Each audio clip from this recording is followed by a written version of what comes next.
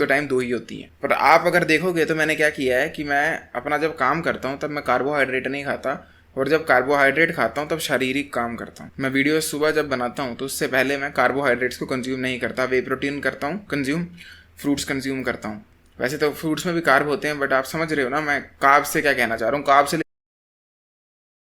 से literally carbohydrate की बात नहीं कर रहा हूँ। कार्ब से मेरे कहने का मतलब है ऐसा खाना जो बहुत हैवी है बॉडी पे, वो नहीं कंज्यूम करता हूँ। तो उठते ही मैं काम करता हूँ और बिल्कुल प्रोटीन से भरा हुआ खाना खाता हूँ या फिर फ्रूट्स। और जब मैं भरा हुआ खाना खा लेता हूँ कार्बोहाइड्रेट का हैवी फूड, तो उसके बाद मैं रेस्ट करता हूँ और जिम जाता हूँ, तब बैलों वाला जोर लगाता हूँ। तो आपको भी अपनी डाइट को इस तरह अलाइन करना है। आप कभी भी 10 परांठे खाकर, 6 परांठे खाकर या हैवी लंच करके यूट्यूब वीडियो नहीं बना पाओगे ढंग से। आपको नींद आती रहेगी, आपको पॉइंट्स याद नहीं आएंगे। क्या वीडियो बना दोगे तो शाम को आपको रियलाइज़ होगा शिट यार मैं तो और अच्छी बना सकता था, मैंने तो ये लाइनें नहीं बोली, वो नहीं बोला, क्योंकि आप भूल चुके होगे। तो focus on your diet management.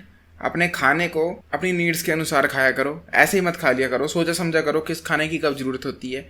जब आपने शारीरिक बल लगाना है तो हैवी फूड खाना चाहिए आपको, और जब आपने दिमाग का बल लगाना है तो आपको लाइट वेट फूड खाना चाहिए, जो कि आपकी मेंटल स्ट्रेंथ को बेटर करे, आपकी क्लैरिटी को बेटर करे दिमाग की। अब इससे ज़्यादा अच्छे तरीके से मैं आपको डाइट वाला पार्ट नहीं समझा सकता हूँ, क्योंकि अभी भी कुछ बंदे बोलेंगे मुझे अपना डाइट प्लान दो, मुझे बना कर दो। आप सब भोंदू हो, स्टूपिड हो। डाइट प्लान एक बंदे का किसी पे नहीं चलेगा। मेरे पास तो वे प्रोटीन खरीदने के पैसे नहीं, तुम्हारे पास नहीं होंगे, मतलब है मेरे पास, तुम्हारे पास नहीं होंगे। तो दोनों का डाइट प्लान अलग होगा। तुम वेज होगे, नॉन वेज होगे, तुम पता नहीं कौन होगे, तुम क्या होगे, कहाँ से होगे। मैंने सिंपल बता दिया, फिर बता रहा हूँ। खाना जब खाना है इस तरह से खाना है कि आपको काम क्या करना है ये सोच के खाना है। अगर दिमाग का काम करना, पढ़ने बैठ रहे हो, वीडियो बनाने बैठ रहे हो, एडिट करने बैठ रहे हो, ब्रेन पावर यूज हो रही है, उस वक्त आप परोंठे, चावल, रोटियाँ या मीट, हैवी फूड मत खाओ। तब आप लाइटर फूड की तरफ फोकस करो, क्विक डाइजेस्ट होने वाला, जैसे एग वाइट्स हो गए, वे प्रोटीन हो गया या फ्रूट्स हो गए।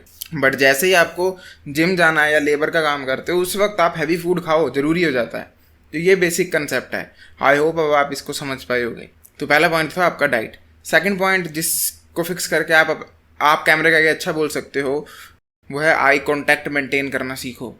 आई कांटेक्ट बहुत ज़्यादा इंपॉर्टेंट हो जाता है। आप लोगों को पता होगा कि नहीं, बट जितनी भी मीडिया क्रिएट होती है ना कैमरा से, उसमें एक वॉल होती है, इमेजिनरी वॉल, उसे बोलते हैं थर्ड वॉल। जैसे कि अभी मैं आपको एक फ्रेम में दिख रहा हूँ। अब अगर मैं इधर देखूंगा, ये थर्ड वॉल ब्रेक हो गई, मैं खुद को देख रहा हूँ कैमरा में। वेयरएज जो मूवीज़ होती हैं उसमें थर्ड वॉल थोड़ी डिफरेंट होती है। आपने डेडपूल में देखा होगा, वो ऐसे डायलॉग बाजी कर रहा है, फिर वो एकदम कैमरा में देख के विंक करता है। ये भी एक तरह की थर्ड या फोर्थ वॉल होती है। तो थर्ड वॉल ब्रेक करना या फोर्थ वॉल ब्रेक करना एक इंपॉर्टेंट कंसेप्ट हो जाता है। आप कैमरा में कितना खो पा रहे हो। ये जो लेंस में देखने की टेक्निक है, ये सिर्फ ऑडियंस को अच्छी नहीं लगती है, उनको ऐसी फील नहीं आती है कि आप उनसे बात कर रहे हो। इवन ये आपको भी सबकॉन्शियसली साइन देती है कि आप एक वीडियो नहीं बना रहे हो, you are talking to someone. But जब आप अपने आप को देखते हो, आपको सबकॉन्शियसली फील आता है कि आप शीशे के सामने खड़े हो, और आपकी वो नेचुरल वाइब्स खत्म हो जाती हैं। बट जैसे आप लेंस पे देखते हो, दिमाग ओवर टाइम, एक दिन में नहीं होगा, 10 दिन में नहीं, मे बी मंथ लगे, 2 मंथ लगे, साल लगे, बट ओवर टाइम आप जब लेंस पे देखना शुरू करोगे तो आप भूल जाओगे कि ये एक सिर्फ कैमरा है। आपको ऐसी फील आने लग पड़ेगी कि एक टेडी बेयर है जिससे आप बात कर रहे हो, या कोई इंसान एक्चुअली में बैठा है आप जिससे बात कर रहे हो। और बहुत बंदे यही गलती करते हैं, वो ऐसे ऐसे भटकते रहते हैं आंखों से। एंड भटकने का सिंपल मतलब ये है कि आपका ब्रेन सबकॉन्शियसली पूरा विश्वास करता है कि आप एक स्टूपिड काम कर रहे हो। क्योंकि think of it for a second, आपका दिमाग जो है ना, सबकॉन्शियस माइंड, मैं तो कहता हूँ उसकी एक अपनी पर्सनैलिटी होती है। वो आपसे हमेशा बात करता है, आपको हमेशा क्रिटिसाइज करता है, आपको में भी गंदी आदतों के लिए पुश करता है, अच्छी आदतों के लिए पुश करता है, कुछ भी हो सकता है, बट वो एक सेपरेट एंटिटी है दिमाग में। अब जब आप ऐसे ऐसे देख कर बात कर रहे हो, लेंस की जगह अपने आप को देख रहे हो, तो इसको पूरा पता लग रहा है कि आप एक ड्रामा कर रहे हो, आप पता नहीं गधों वाला काम कर रहे हो।